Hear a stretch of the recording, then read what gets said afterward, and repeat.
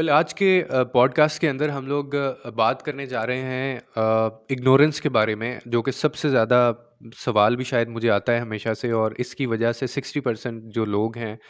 वो बहुत परेशान भी हैं अपनी ज़िंदगियों में,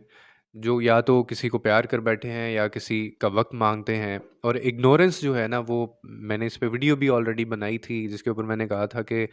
सबसे ज़्यादा अगर आप किसी के साथ बुरा कर सकते हैं आप, तो वो आप क्या कर सकते हैं कि आप किसी को अपने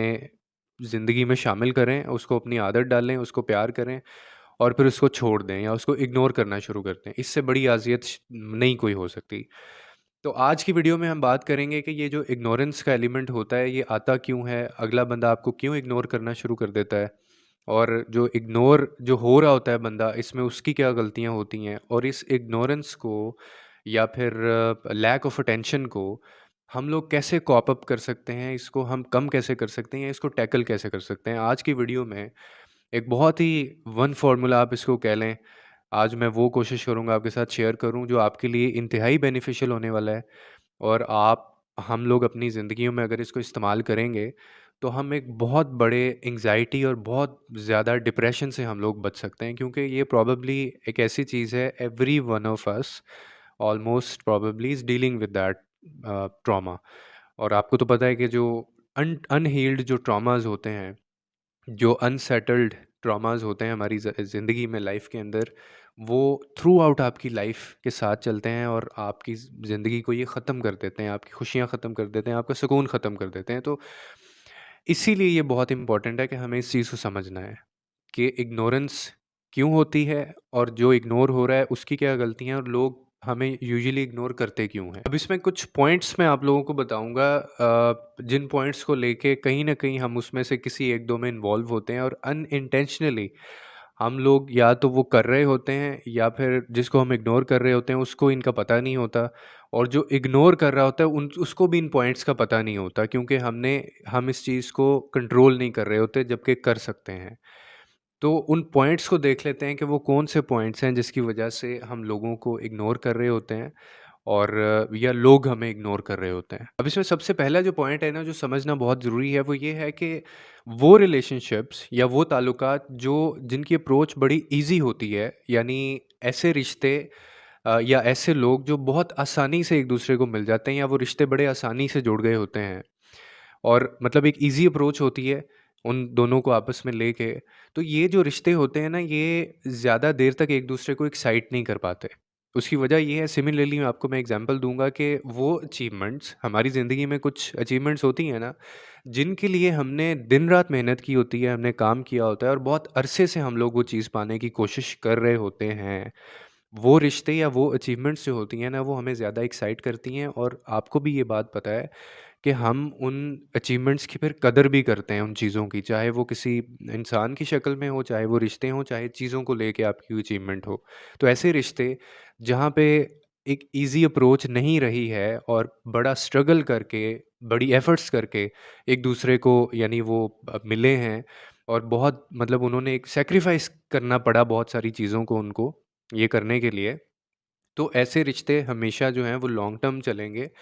और एज़ कम्पेयर टू वो लोग या वो चीज़ें या वो ताल्लुकात जो जिनकी अप्रोच बड़ी ईज़ी होती है, वो ज़्यादा देर तक एक्साइट नहीं कर पाते एक दूसरे को, और ना वो एक दूसरे को ज़्यादा देर वैल्यू दे पाते हैं और ना एक दूसरे को वो टाइम दे पाते हैं, क्योंकि उनको पता होता है ये एक वैसी नेचुरल फिनोमिना है। इसमें आपको बहुत ज़्यादा मेहनत करनी पड़ती है, इसमें आपको बहुत ज़्यादा वैल्यू एडिशन करना पड़ता है और वो अहमियत, वो कदर लेके आनी पड़ती है। तब जाके आप में ये एलिमेंट आएगा, अदरवाइज़ ये बंदा आपको इग्नोर करना शुरू कर देगा, क्योंकि आप उसको या वो आपको बहुत आसानी से मिल गया है। अब दूसरा पॉइंट इग्नोरेंस का ये हो सकता है कि अगर आपको कोई इग्नोर कर रहा है किसी भी रिलेशनशिप के अंदर, कि उसका जो इंटरेस्ट है ना, वो आपके बारे में लूज़ कर जाए, कि वो अपना इंटरेस्ट आपके बारे में लूज़ कर जाएगा। अब इस सवाल के अंदर ही जवाब है। यानी इसका जवाब ये है कि the person have got someone more interesting than you, कि किसी बंदे को उस बंदे को जो आपसे बहुत प्यार भी करता था, आपका रिलेशनशिप बहुत चला भी, और नॉर्मली स्टैंडर्ड जो होता है ना, कोई भी रिश्ता है, वो 1 साल के अंदर आप दोनों एक-दूसरे को बड़े अच्छे से समझ जाते हैं। अगर आप रिलेशनशिप के अंदर हैं किसी भी, तो 1 साल उसकी वैलिडेट होती है, वैलिडेशन यानी हो जाती है एक-दूसरे को समझने की, और उसके बाद जितनी भी वो क्यूरियोसिटी और जो एक मिस्ट्री होती है ना, वो ख़त्म हो चुकी होती है। तो फिर आपने इसमें बहुत सारा कुछ ऐड करना होता है, जो आप ऐड करना बंद कर देते होते हैं, क्योंकि दोनों तरफ से ट्रेनिंग होती नहीं है। तो इसीलिए इसका मतलब ये होता है कि वो इंटरेस्ट लूज़ कर रहा है, इग्नोर कर रहा है, लैक ऑफ अटेंशन्स बीच में आ गई हैं, कि उसको या तो कोई और बंदा मिल गया है या उसका रुझान किसी और तरफ चला गया है,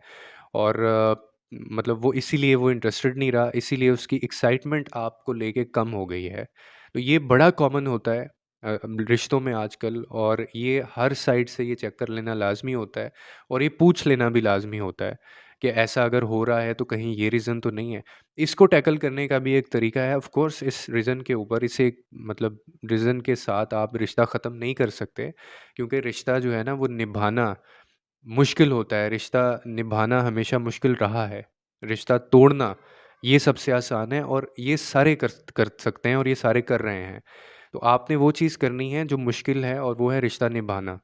बहुत सारे रिश्ते ठीक हो सकते हैं अगर हम उनको अच्छे तरीके से टैकल करें।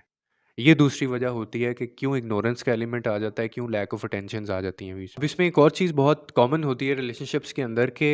ये जो अटेंशन्स का या प्यार का या जो रिलेशनशिप्स का ग्राफ होता है ना, एक दूसरे को मतलब मोहब्बत करने का, ये ग्राफ जो है ना, ये बहुत तेज़ी से ऊपर जाता है एकदम से, ठीक है? मतलब बिल्कुल ऊपर गया, और उसके बाद उतनी ही तेज़ी से ये नीचे भी गिरता है, और ये एक कानून भी है कि ये रूल भी है कि कोई भी चीज़ आपको जिस तरह से मिली है, वो उतनी ही डिक्लाइन में आएगी भी, और आ भी सकती है। प्रोबेबली चांसेस यही होते हैं।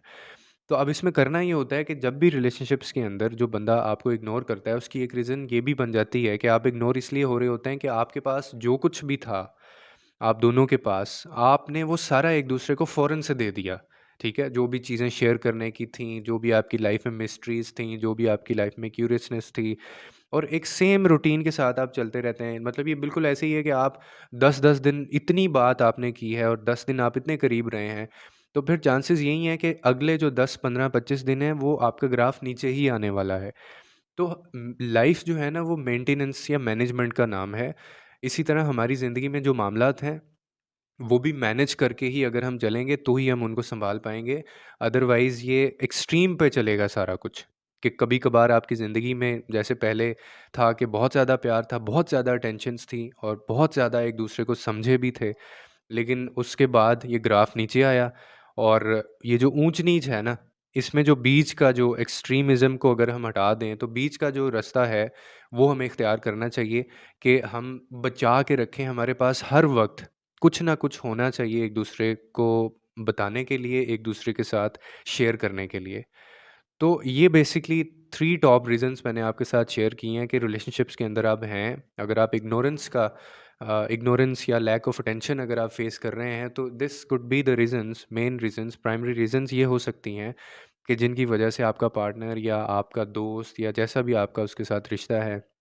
वो आप में इंटरेस्ट लूज़ कर चुका है, और आप दोनों का रिश्ता जो है वो पहले जैसा नहीं रहा। उम्मीद है आपको इस वीडियो से कोई ना कोई अंडरस्टैंडिंग मिली होगी। लोगों के लिए आसानियाँ पैदा करें, रब आपके लिए आसानियाँ पैदा करेगा।